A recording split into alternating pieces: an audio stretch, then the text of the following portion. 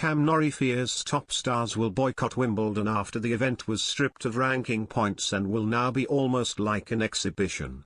The ATP and WTA announced the decision on Friday following the ban on Russian and Belarusian stars after the invasion of Ukraine. The British number one claimed the majority of players still wanted to earn points at the grass court Grand Slam. But world number 11 Norrie warned, Wimbledon is still such a special event. But I think you'll see a lot of top players not playing, just resting and getting ready for the hard court events. Making sure that they're ready for those. Especially those that don't worry too much about the money. So I could see a lot of players, well maybe a few top players, not playing because of that. It'll be interesting to see.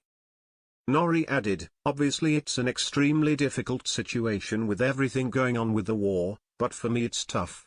Having a home slam and not having to gain any ranking points from that and the tradition of it.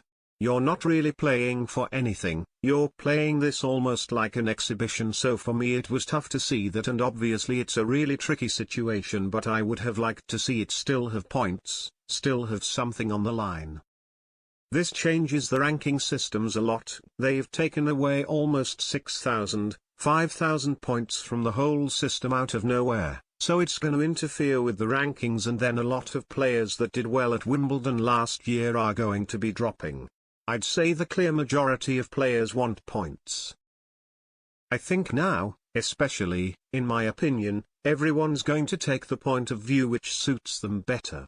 If you did well at Wimbledon, then you are going to think, there should be points or whatever.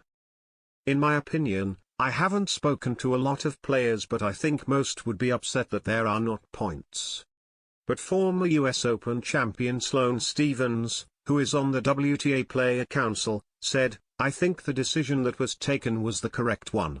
I think that there are a lot of things that happened behind the scenes that the press are not aware of. And I think there has been a lot of mishandling of how everything was handled.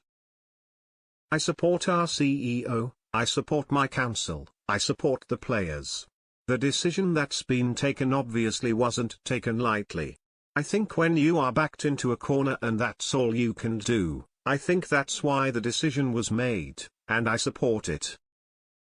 I can tell you that we worked really hard to try to make sure that everyone had a fair opportunity to play, and at the end of the day that's not what happened.